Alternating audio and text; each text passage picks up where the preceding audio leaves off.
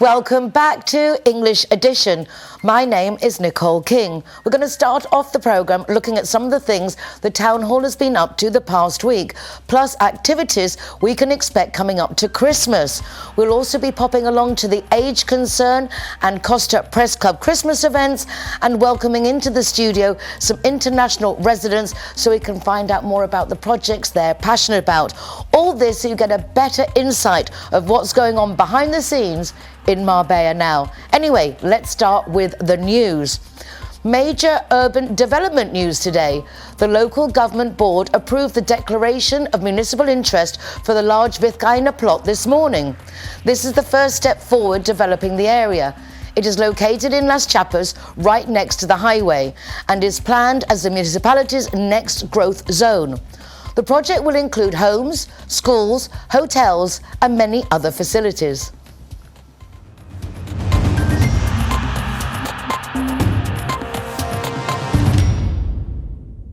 The project was first included in the 1986 master plan, and its execution now falls under the LISTA law, the Andalusian law for sustainable land development. The local government board has now taken the first official step to develop a 623,000 square metre plot, known as La Vizcaína, located in the eastern part of the municipality. The land was previously classified as undeveloped land designated for residential and tourist use, and it is located south of the AP7 highway. The Declaration of Municipal Interest sets guidelines in line with nearby developments and sets aside land for specific future projects. Tenemos un suelo muy importante para implantar un equipamiento docente de gran tamaño de carácter supramunicipal. También hay suelo reservado para uso hotelero, que, como no, pues seguimos viendo que hay un interés permanente en desarrollar este tipo de proyectos en nuestra ciudad.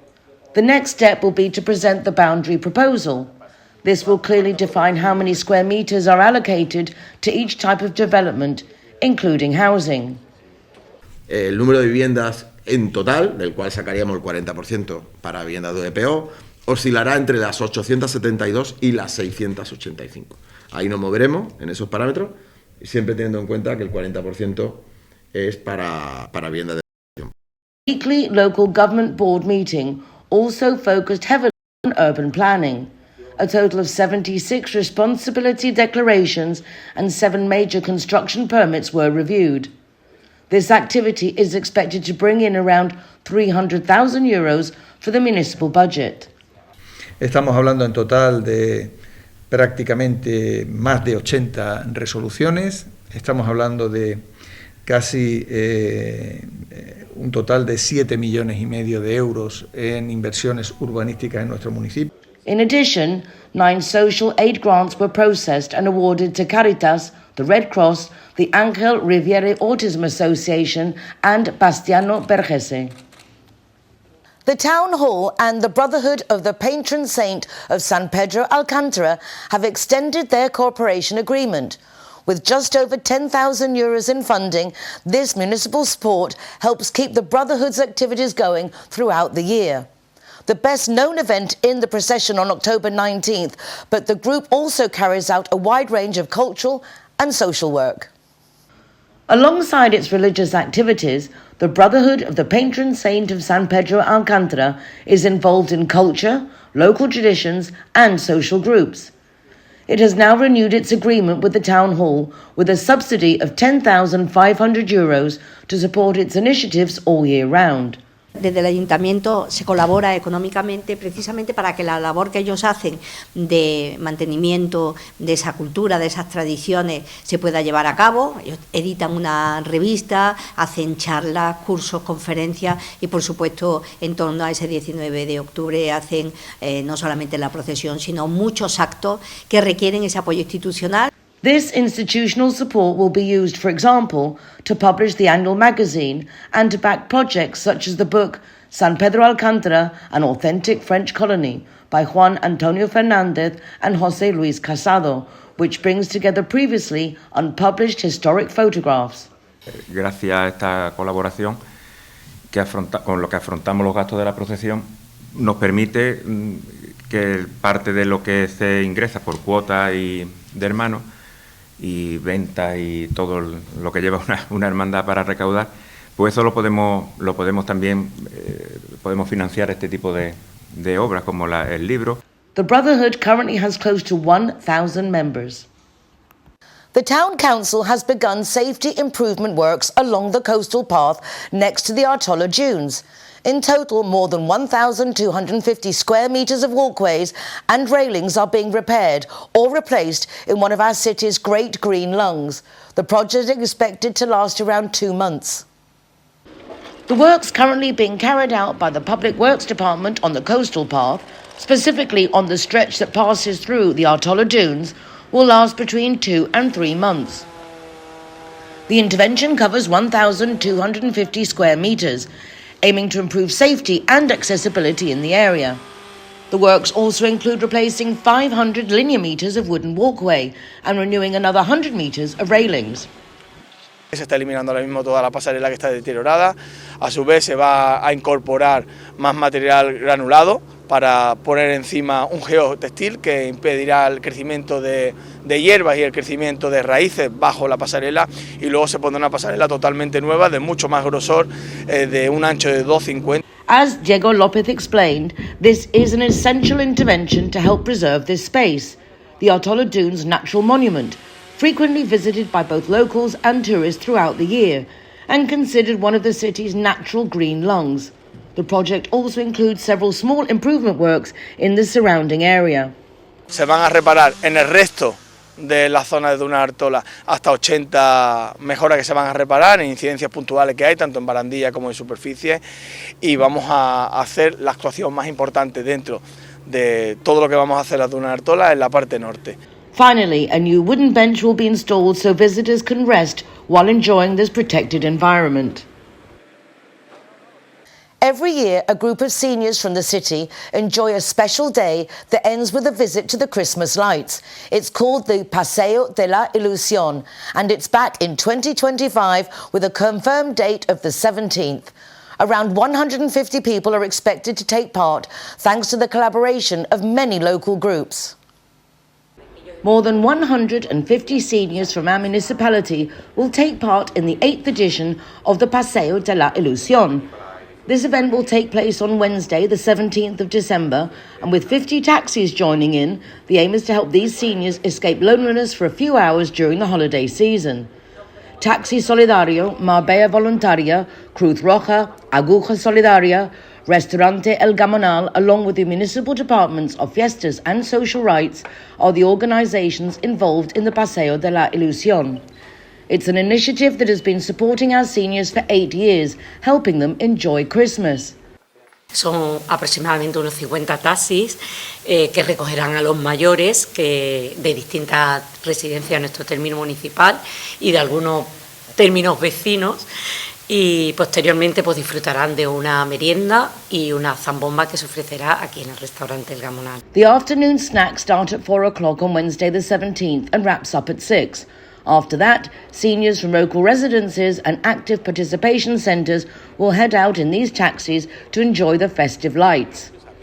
Gracias también por dedicar vuestro tiempo, porque ellos dedican ese día a nuestros mayores, pero sobre todo por dedicar vuestro corazón y por poner vuestro corazón para que ellos puedan disfrutar con todo el alumbrado de Navidad, que está maravilloso en toda la ciudad, tanto en Marbella como en San Pedro. The initiative began in Córdoba, later reached Marbella, and is now held in most major cities across the country. Taxi Solidario es la unión de taxistas de diferentes asociaciones de aquí de Marbella y compañeros que no pertenecen a ninguna asociación, que normalmente pues hacemos actos, como bien dice la palabra, solidarios, ¿no? Como en pandemia, hicimos más de 400 cumpleaños, pues el desastre de la Dana, que estuvimos en Valencia, en la guerra de Ucrania, que estuvimos en Varsovia. A gesture towards our most vulnerable seniors, making sure loneliness doesn't stand in the way during such a meaningful time of year. The Town Council is already working on a new enclosure for the front tennis court at the Paco Canto Sports Complex. It's a safety feature, but the goal is also to create a more comfortable and functional space that better suits the needs of clubs and athletes. Around 300 square metres of the current structure will be replaced.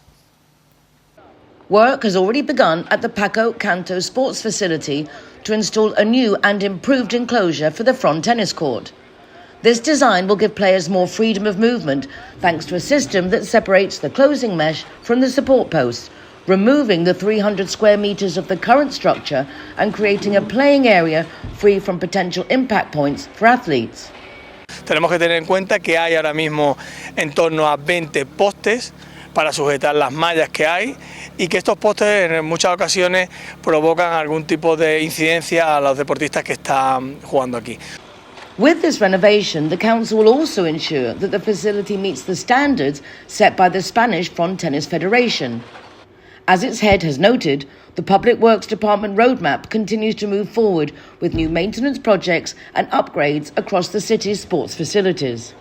Y seguiremos apostando por la nueva renovación y mejora de las instalaciones de nuestro municipio. Al final no puede ser de otra manera y solamente en los últimos 3 meses hemos hecho una inversión de más de 1.300.000 euros y el año que viene será otra inversión de 1.300.000 euros, que se suman a todas las inversiones que venimos realizando con la construcción de nuevas instalaciones.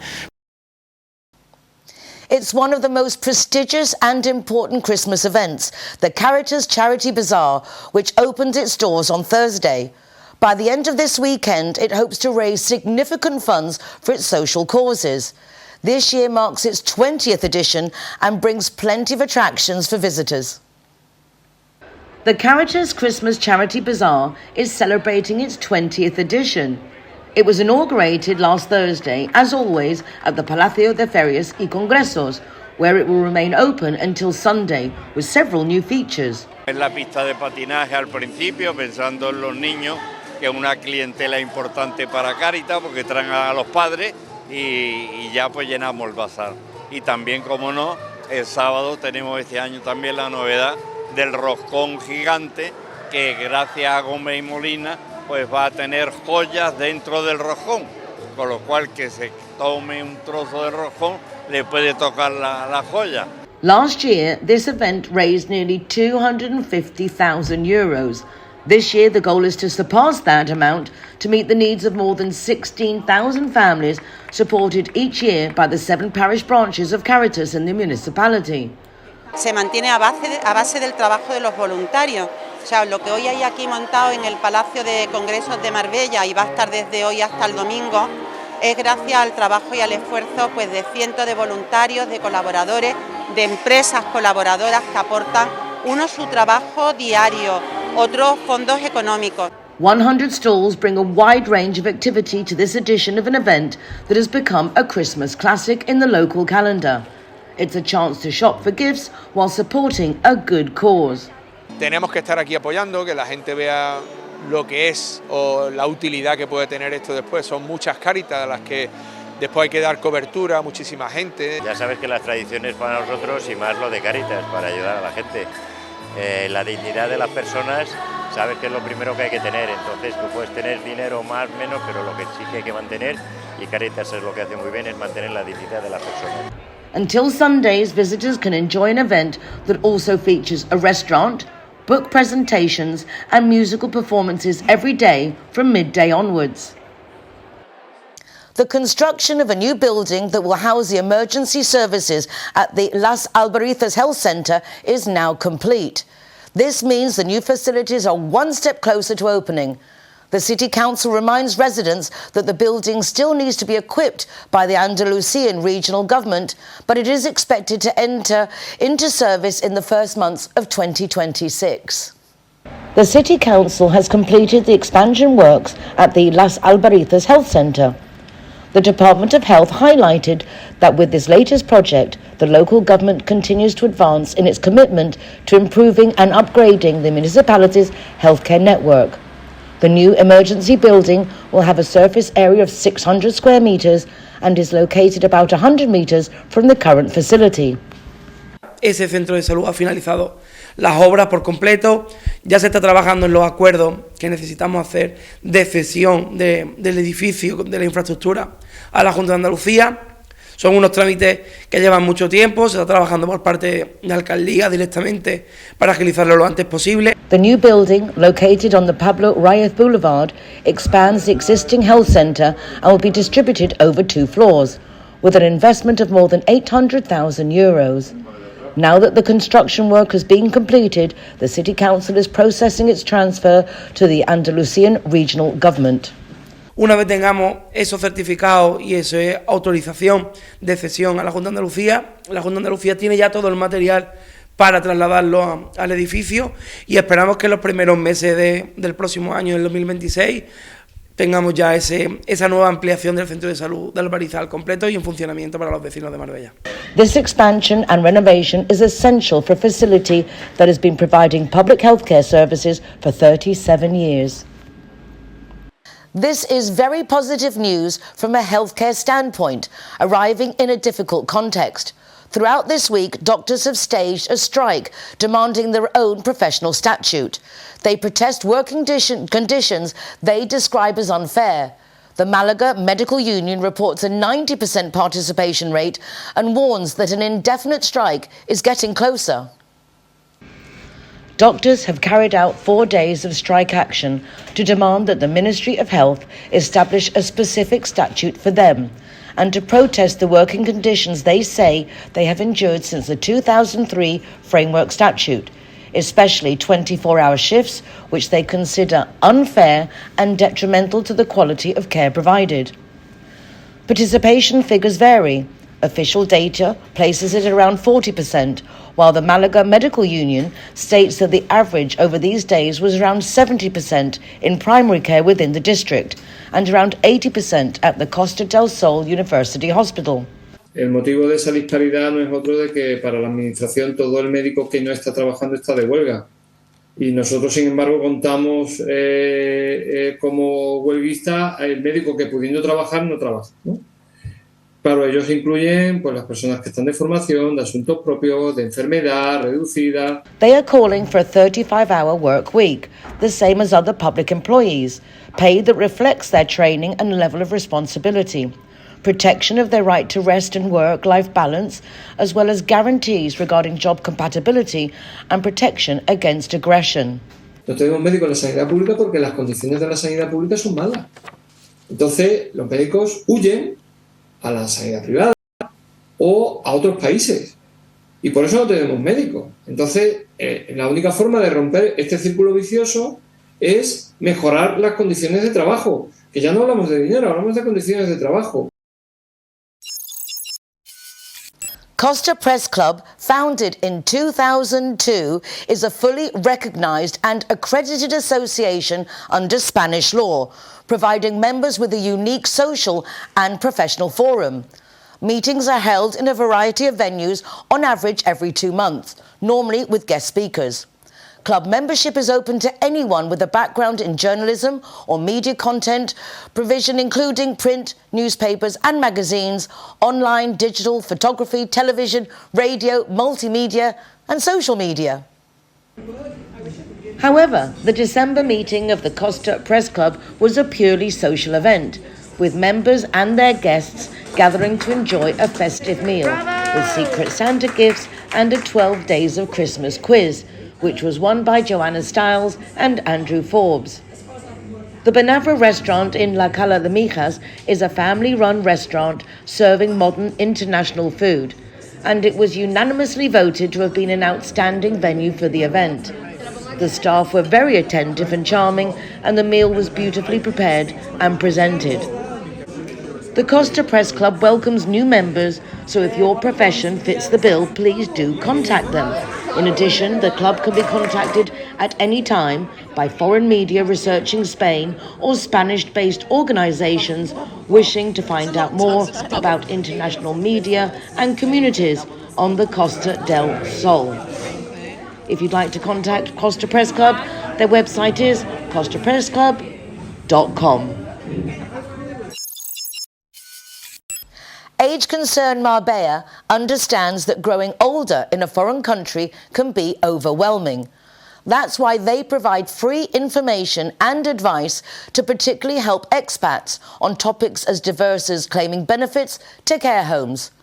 Their local, fully trained and orientated volunteers are able to provide assistance on a one-to-one basis for those who are feeling alone and lonely, have gone through life-changing events, or are unable to cope comfortably with their daily life for any reason.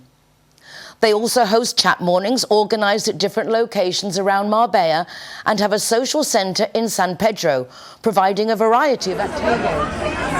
Hi, Nicole. Nice to see you. Good afternoon. Hi, Carol. Good afternoon. What we will do... Hello.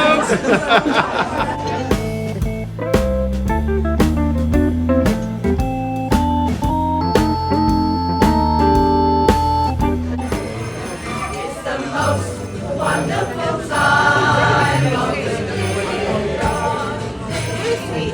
The kids jingle belling. There'll be parties for roasting marshmallows, for toasting and carrying out in the snow. There'll be scary ghost stories and it's the most wonderful time of the year.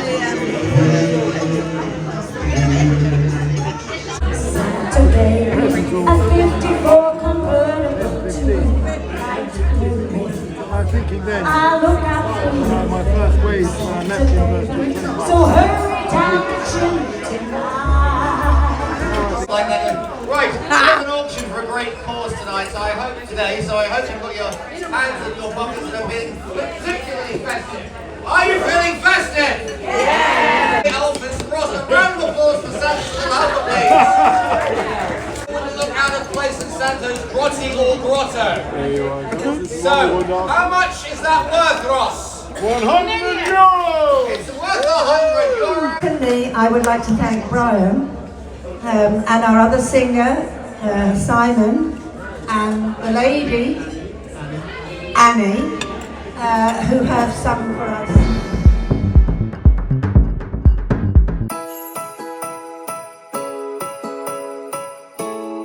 Zero Hero, welcome to Exotica.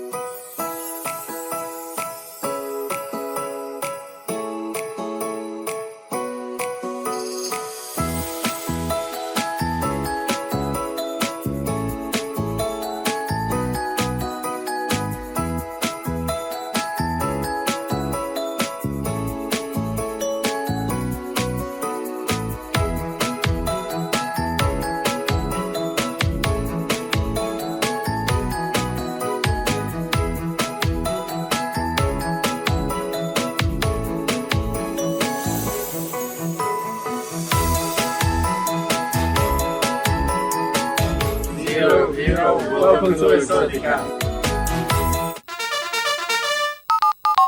In my experience, Linea Directa is superb when it comes to insurance, particularly for expats. I have met the dedicated English-speaking team that answers our phone calls. Real people with real families who take pride in providing the best service. Whether it's for home insurance, car, motorbike, they will ensure you get the policy best suited to you. They've also got new policies, especially for our pets and anti-squatter. Everything is in English, everyone is friendly, and everyone is truly doing their best for us. Call 952 14 78 34 or go to their website lineadirector.com for further details.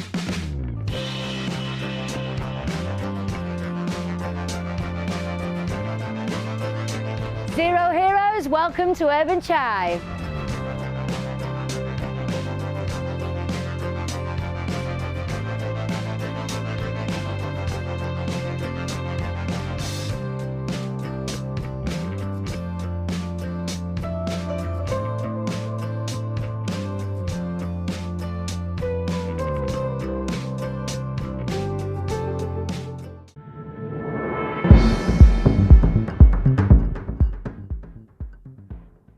Now it's our turn to welcome our CIT Marbella Guest of the Week. CIT Marbella is a business networking association very well established in Marbella for Spanish and international businesses, small and large alike. And this week we're welcoming the lovely IRMA, and she's from a company called Funciona. I know it was something that was really like moulding to whatever you needed. It's very interesting from what I've seen on the website. Welcome, Irma. Thank you very much. Thank you. So Funciona is like a fusion of different services. It looks very interesting for all of us, actually. That's right. And we have a huge office in Fuengirola and also in the main towns or cities around Spain, like Malaga, Madrid, Barcelona, Almería. For those who haven't had a chance yet to look at the website, give us a little idea of what Funciona does, because it seems to do a lot of things that we expats really would find very interesting and beneficial. Okay, mainly we try to offer to the different companies and also families the option to know which are the best prices for energy in Spain, right? And we do the comparison. We have a department who does these comparisons to the companies or the people. And also we do everything in relation with energy, like placas solares, boletines, certificate, instalaciones, LED, air conditioning, etc. So anything to do with air conditioning and keeping that system going. I get phone calls all the time from companies telling me that I should listen to them for their prices on electricity. It's overwhelming. And yet it would be very useful to know if I am paying a good price or not. Yes, okay, the thing, nos diferenciamos, we are different because we offer to the client, you know, the possibility to do un estudio, to study with all the mainly companies who sell energy in Spain, like Iberdrola, Naturgy, Endesa, and we also have our own company, 2 Electrica, right? And we have a department who does all this kind of trámites, change. And when we do something for someone and is our client already, this person, you know, has only to call us if they need, I don't know, an invoice, a reclamación, something they don't understand from the invoice, etc. Well, that's also very useful, because sometimes I notice if you get overcharged, then you don't know who to speak to try and work it out. So that could be very useful in itself. We do that for the client, of course. And so how did you get involved with this company? You seem very passionate about the services you give. Yeah, I started with, you know, offering to the companies different, another kind of things like training for the employees, and also the laws they must have, like prevención riesgos laborales, food security law, etc. And ellos confían mucho en mí, and I started to offering this kind of different services with energy. I suppose a lot of people, particularly expats, we take over, we rent apartments or buying somewhere, and normally the services are just given to us, and we don't even know perhaps that we have a choice of changing to a different company or having un gestor, basically somebody to just watch out for our best interests. We can do that. We are really un gestor de compañías o de personas o de familias en gas y electricidad. Also with the gas? Yes. Okay, so all those important supplies. And with the solar panels, do you do financing? Because I think that's an interesting option, isn't it, with the solar panels? I know, yes, we do all these kind of trámites, de papeleos, to get or to ask for the subvención. But se acaban muy rápido, and then sometimes you want a study para poner placas solares y ya no hay fondos. All right, because sometimes there are the government offers incentives, doesn't it, with financial aid to install them. Yes, because you can sell the excedente. If you already have the placas solares, you can sell the excedente to your company. So if you have extra electricity that you've made through your solar panels, you can sell it to electricity. I remember at the beginning it used to be the other way round. Antes era al revés al principio. Sí? I think so. Yeah. So it's a good change now. Well, it's really lovely to meet you, Irma. Thank you very much. Are you local? Are you from here, or have you come to live in Marbella from somewhere else? I'm from Madrid, and I'm living in Monda from over 25 years. Oh, wonderful. Yes. Big difference from Madrid. Super different. But we also, and me, have clients in Madrid and Ávila, Valle del Tietar. Very nice. Because my mother has a house there in Piedralaves, and I started to have clients there. So if anyone's watching from anywhere in Spain, they basically can still contact you? Yes, of course. You don't have to limit to the Costa del Sol? Not at all. No. Well, there you go. Irma's the girl. Thank you so much. Thanks to you. Pleasure to meet you. Thank you. Bye.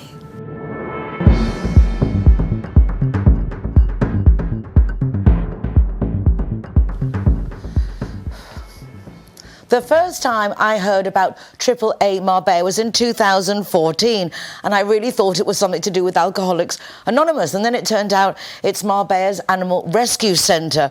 Well, a lot's gone on in the last 11, coming up to 12 years since I've known about AAA, and it's equally as impressive as ever. And today, representing AAA is a lovely lady I'm meeting for the first time, Angelica. Hello, Nicole. Nice to meet you. Really nice to meet you too.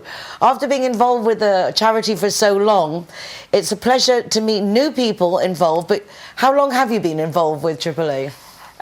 In my current position with adoptions, 2 years tomorrow exactly, but as a volunteer already a little bit longer, so 3.5 years or so. But now really full time, and that's the only thing I'm doing really. And I understand that you're also a member of the board, so you've really got yourself involved. That's the nice thing, because usually I get to meet Jan Weimer or other people from the association, so it's nice to meet new faces, although you're not new to volunteering. What is it about AAA that you like, that makes you want to give so much of your time? Well, it's like a universe by itself. Once you're really in there, then there's no easy way out, let's say it like this. When I wake up in the morning to see what I want to do is the adoptions, and somehow over the years now we have created this, like I said, a world of our own, where all the volunteers are so immensely involved, and it's just what we do every day now. A lot of the adoptions are abroad, which is super surprising that dogs in Spain aren't finding homes in Spain. Is it the majority that you send away to, was it Germany and the Nordic countries? Yes, so majority of our adoptions are actually taking place in other countries. There is a few reasons for that. I mean, first of all, because as you know, AAA is mostly run by international people. The volunteers are international, so it's kind of like a snowball that gets going. So the volunteers are coming from other countries. They are making photos and videos of the animals. They're presenting. Adoptions are coming from those countries, so it's just like keeps on rolling. So yeah, it is, let's say, kind of a weak point of our shelter in particular.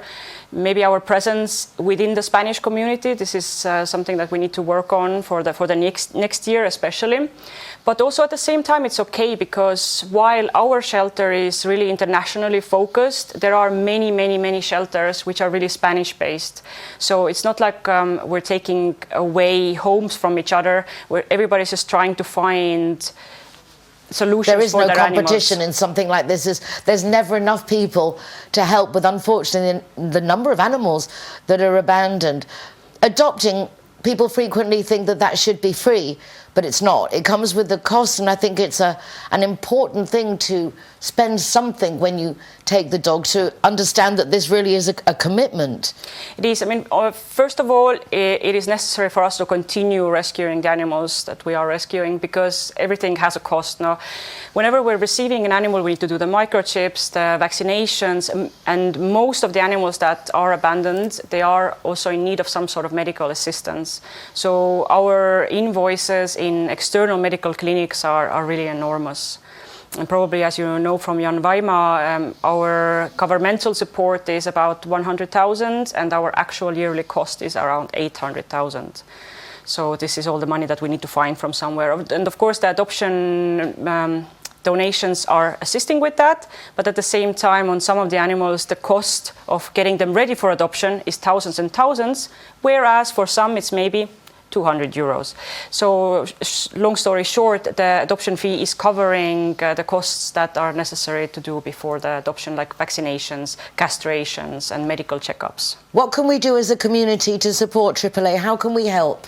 Yes, so what we really need actually, I mean, obviously we always need the money, this is clear, but what we also need are volunteers here locally. Why? Because the volunteers who are coming from other countries, of course, they're coming for a short period of time, but we do need people involved who are living here locally, because then you can be more involved for a longer period of time, and then you can join the adoption team, for example, or you can come and help with the cleaning and walk the dogs or take care of the cats. So we need regular volunteers who are more involved. You can also do virtual adoptions, yes, can't you? So you don't have to actually be there as much or take them home, but you can still support the costs and the upkeep.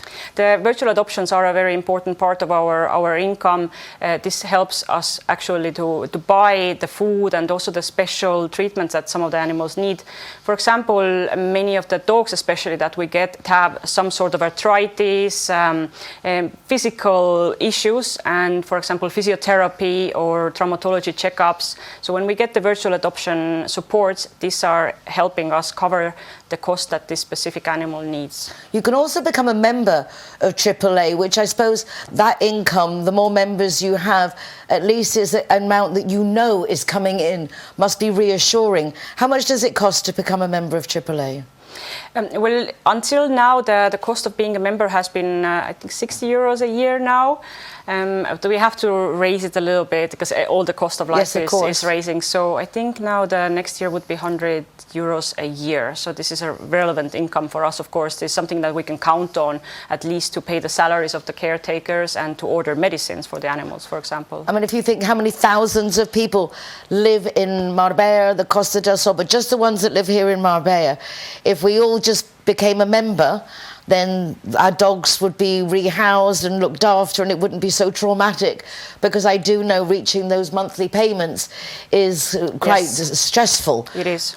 To get to that amount of money to keep them going. I wish we could just concentrate on the adoptions and taking care of the animals, but especially now, you ask it in this moment, we are super stressed about covering our costs until the It looks like you're going to cry and everything. This is obviously a really It is a very emotional It's a very emotional subject. If we cannot order any more special medications for some of our animals because we're running out of funds, then it does become emotional, yes. Okay, so for Christmas, why don't we all just become members of AAA? It's 100 euros for the year, and it's really going to help just relieve the stress, because if 10,000 of us just get in there and get involved, it's going to help. So we really need to do that. And also, apart from money, we can give donations. Blankets, I imagine, food, office supplies, towels, washing powder. Always. Yes, so also some jackets for the dogs, for example. These are like seasonal things. We have an Amazon wish list. Maybe I can send it to you and you can post it. Where are listed all kinds of special foods that our animals need. I mean, of course, it might look like maybe we're getting a little bit, I don't know, snobbish that we're asking for specific foods. But when we're trying to take the maximal care of our animals, we also have to take into consideration their dietary needs. So there are a lot of medical special foods that we need. And for that, we have an Amazon wish list that everybody could directly order and donate. Yeah, please do share that, and we will share that, and everyone will share that, because I do understand also changing their food and their diet upsets their tummies. Yes. There's many reasons. Yes, and then we have yes, exactly, and then there is a situation that you don't want to see. Exactly, way too much clearing up to do. Coming up now to Christmas, dog walking still the same, people more than ever, I suppose, with people away. Yes, absolutely. I mean, the animals are waiting every day, so we don't have any holidays. Every day is the same, whether it's Christmas Day or New Year's Day. All the dogs need to go for their necessities, and all the cats still need their cleaning. So please do come and join us every day between 8 o'clock in the morning until 1 o'clock in the afternoon. Wonderful. Angelika, it's lovely to meet you. Thank you so much for everything you do and for caring. Really, congratulations. And as you can see, AAA Marbella is a worthy cause and it needs our support. So AAAmarbella.org, and drop up there from 8 in the morning till 1 in the afternoon to walk, help clean up, take and drop off supplies, adopt, virtually adopt, become a member. The options are limitless. Thank you, Angelika.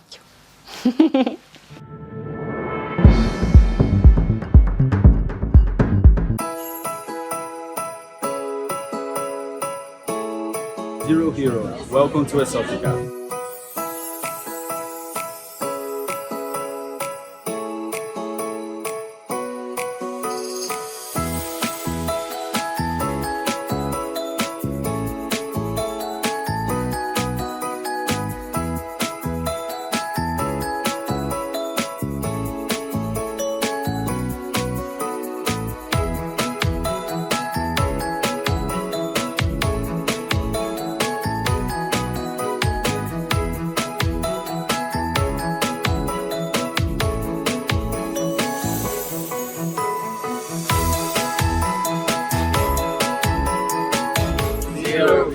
Welcome to Exotica.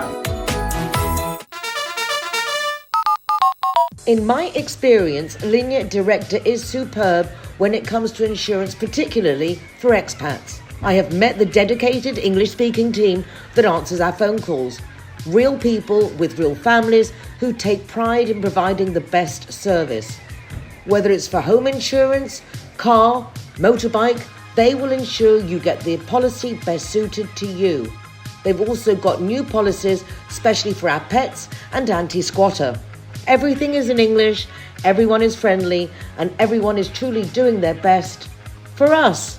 Call 952 14 78 34 or go to their website lineadirector.com for further details.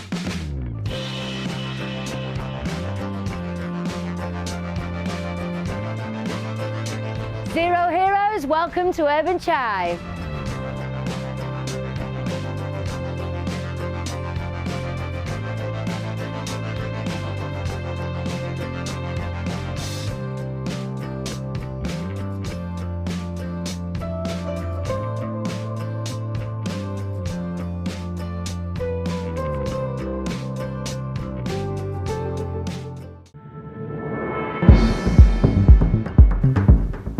It's a pleasure to welcome back to the programme Philip, and he is of Tutors. Tutors is a company that dedicates to education in every single aspect you can think about it.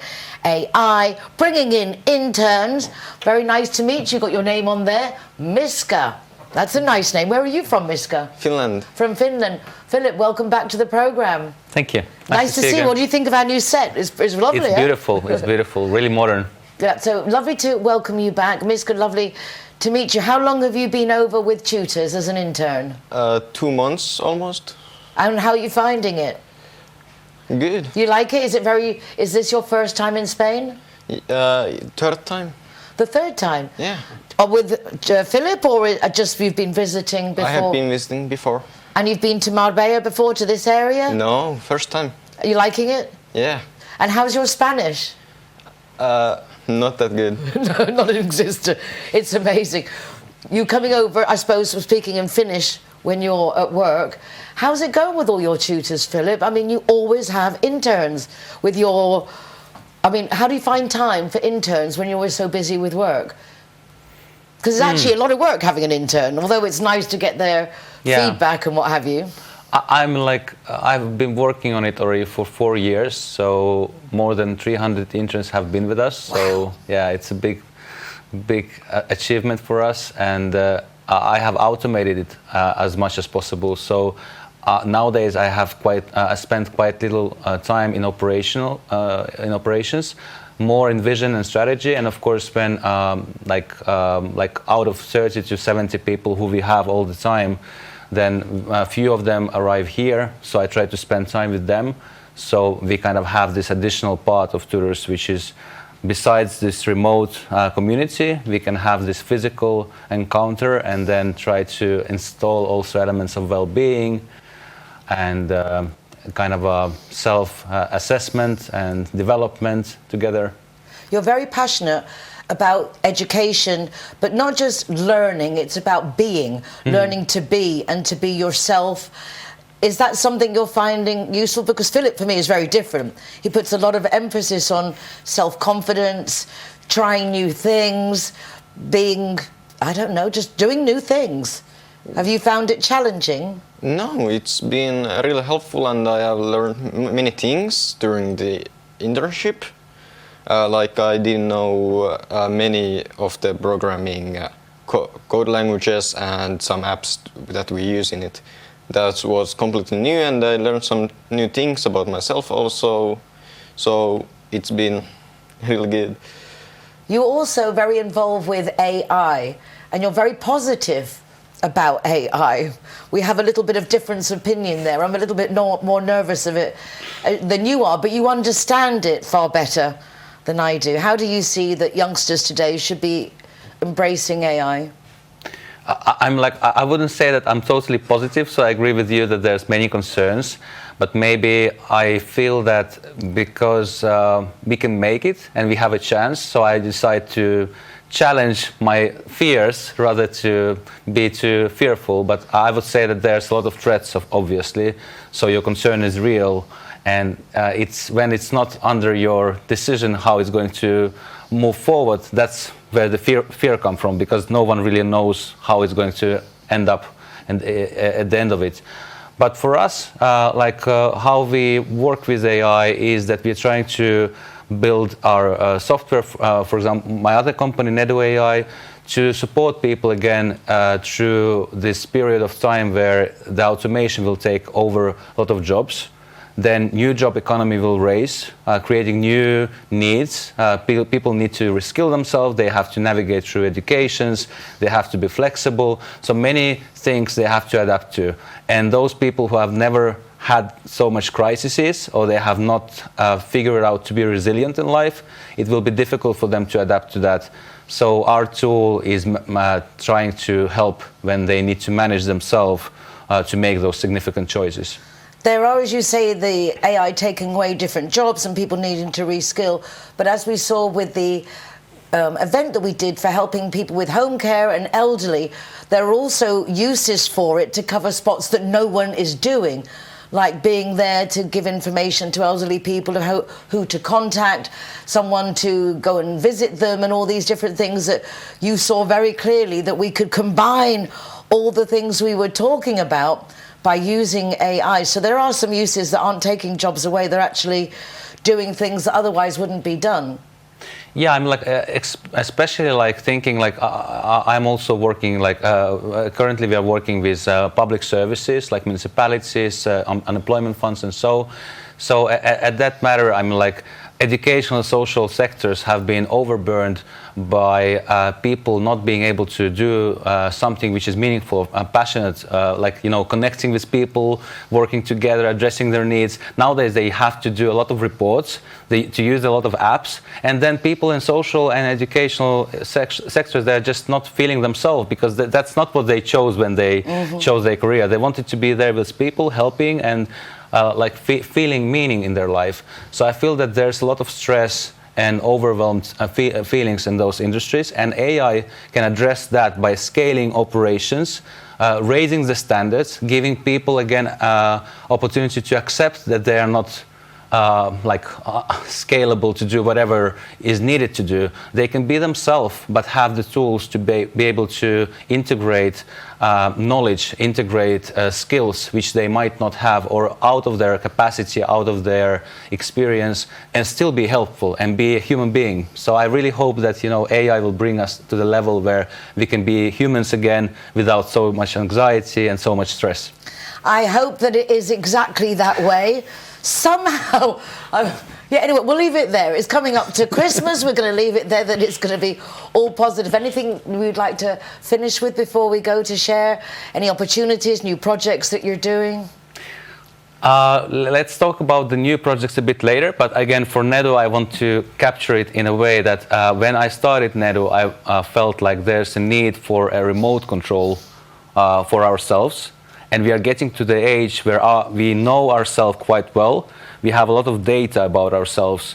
And at the point where we can actually have a device which we will have in the future, which will help us to calibrate ourselves, to go through the changes, to go through critical events in our life, and to understand ourselves better, you know, what is my capacity, what I'm feeling, and how I can deal with this to overcome myself and become a better person. So that's why I wish we will all have at the end of it. Me too. Unfortunately, I'm thinking back to a tragedy of a young boy because of the prompt he gave AI, that it gave him very negative response.